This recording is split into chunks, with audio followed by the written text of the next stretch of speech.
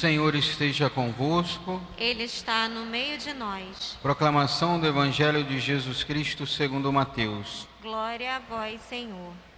Naquele tempo, os fariseus fizeram um plano para apanhar Jesus em alguma palavra.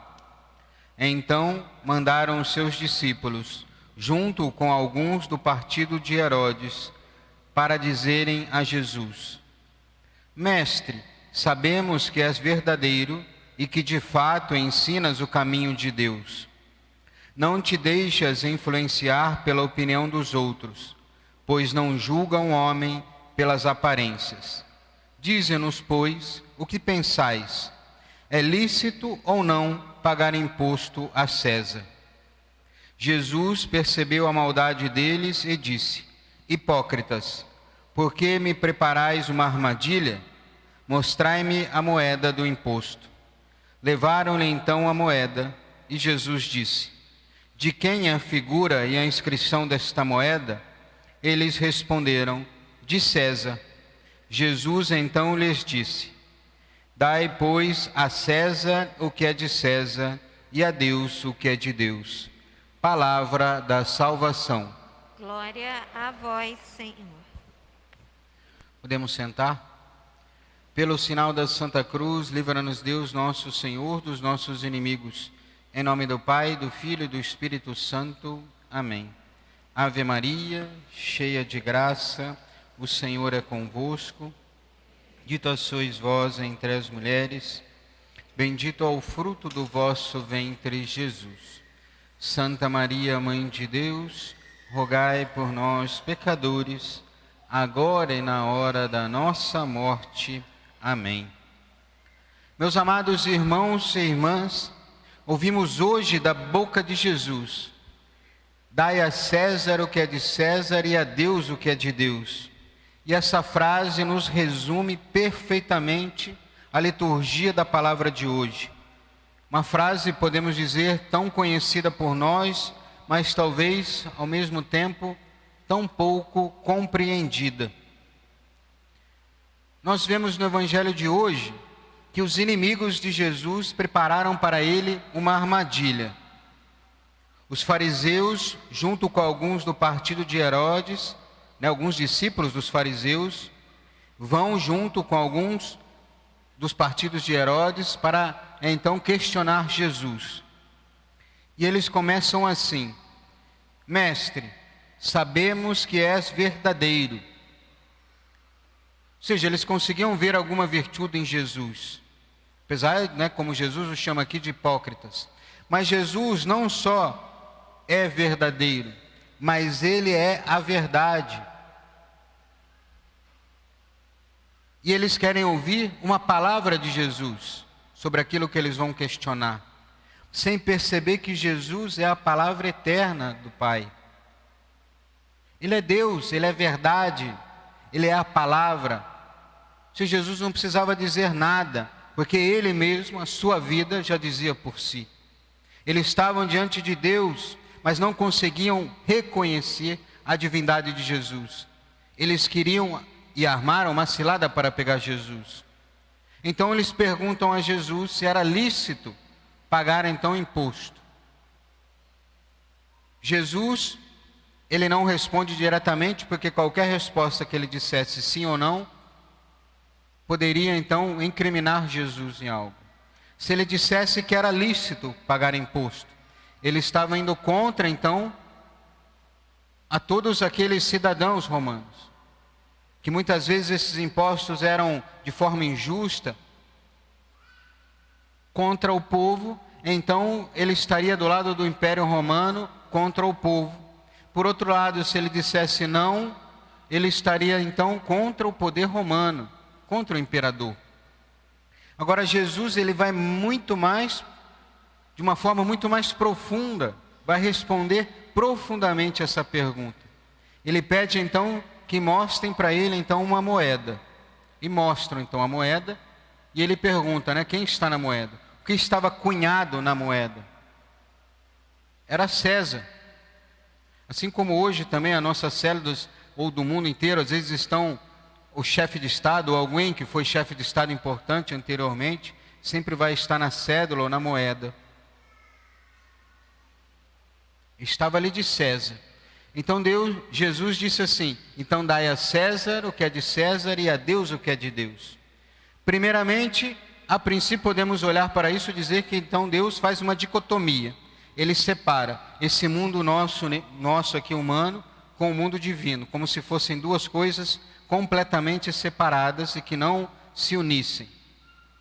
Mas nosso Senhor então diz, quando Ele diz: dai a César o que é de César, Ele está falando sobre esse mundo aqui nosso, humano.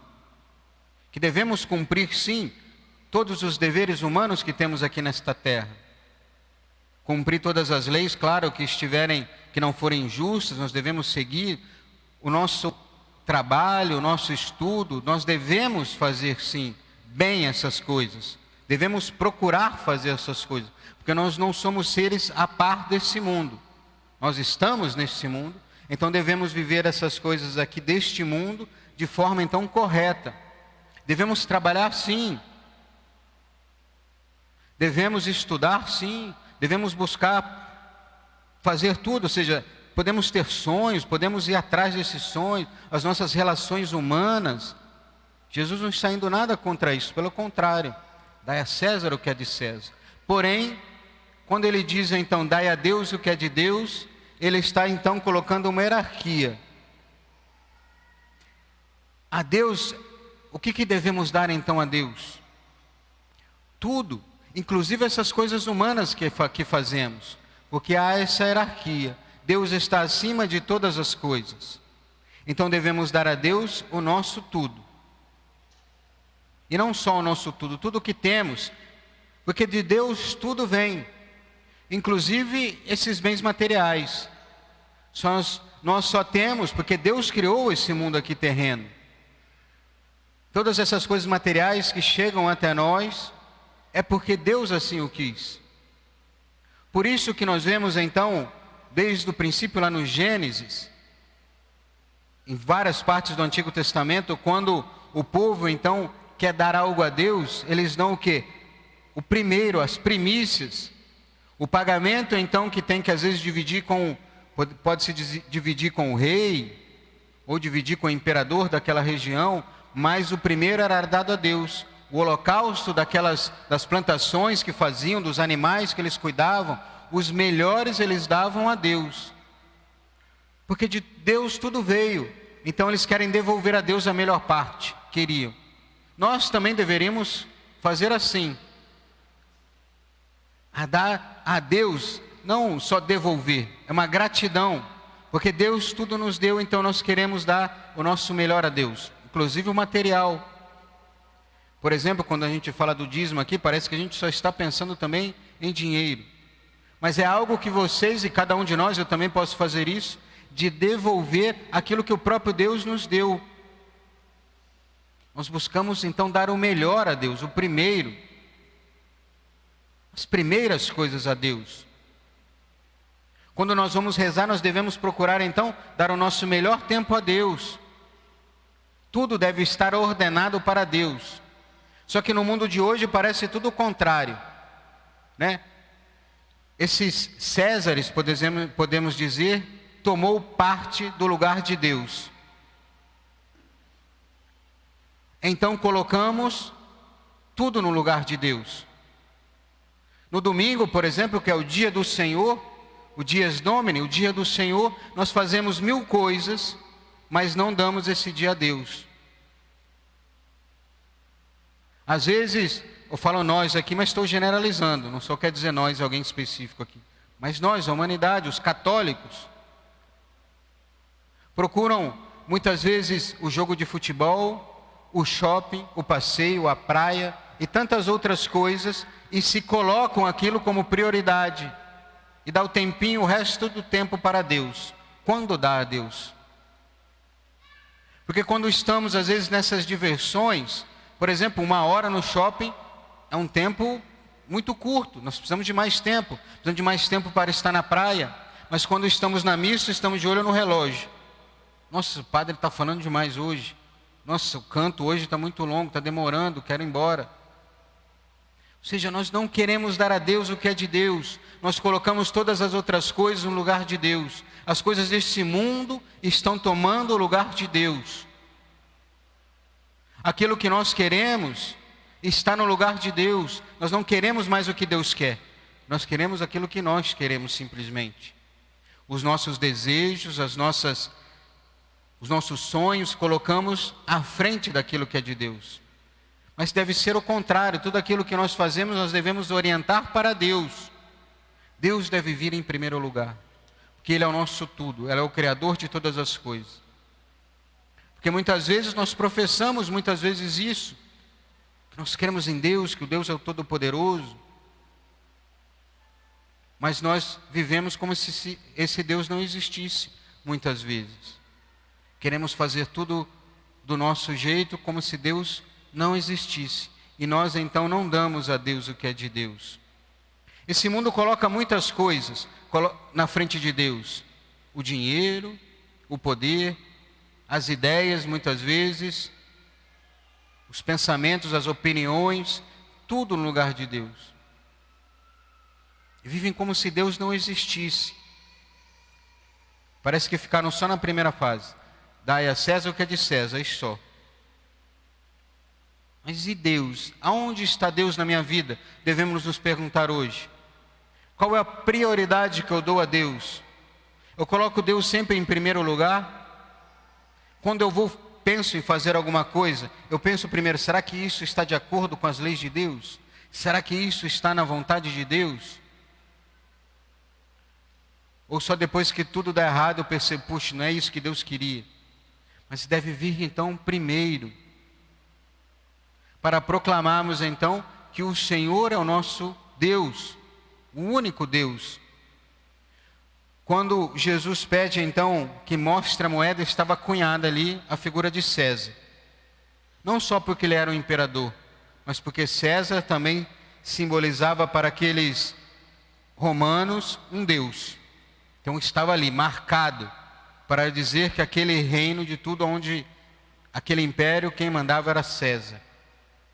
Como aquela moeda estava marcada então com César, nós devemos marcar a nossa alma não cunhada a fronte, a face de César, mas cunhar Cristo em nós, para que todos aqueles que olharem para nós percebam, nossa, esse é de Cristo. Porque ao olhar a moeda, aquelas pessoas viam então, nossa, essa moeda pertence ao Império Romano. Mas as pessoas olhar para nós, percebam assim, este pertence a Cristo. Porque em nós está marcado profundamente os sentimentos de Cristo, como diz São Paulo. Devemos ter os mesmos sentimentos de Cristo. Então a nossa alma deve estar impressa o rosto de Cristo. Deve imprimir em nós, Cristo deve imprimir em nós a sua vontade. E assim nós devemos viver. Para que as pessoas olhar para nós percebam assim, nossa, esse é de Cristo. Mas se nós olharmos para a nossa vida, será que nós realmente refletimos a imagem de Cristo? Ou simplesmente nós refletimos a imagem deste mundo? Porque os nossos valores não são os valores de Deus, mas os valores do mundo. Será que de fato nós colocamos Deus em primeiro lugar? Será que de fato nós defendemos a família, os valores divinos? Queremos e lutamos para viver os mandamentos de Deus? Queremos de fato ter essa vida em união com Cristo? Será que de fato nós nos aproximamos da Eucaristia com fé, querendo que Deus, a cada vez que comungamos, imprime em nós a sua face em nós? Nós devemos viver como verdadeiros cristãos. Nós devemos dar a César sim o que é de César, viver tudo isso humanamente, mas colocar Deus sempre em primeiro lugar. Nós devemos sim buscar uma vida de oração, para que Deus vai cada vez mais em nós imprimindo a sua vontade, a sua face em nós. Buscar cada vez mais viver os sacramentos, porque assim Deus aos poucos vai marcando na nossa alma a nossa pertença a Ele.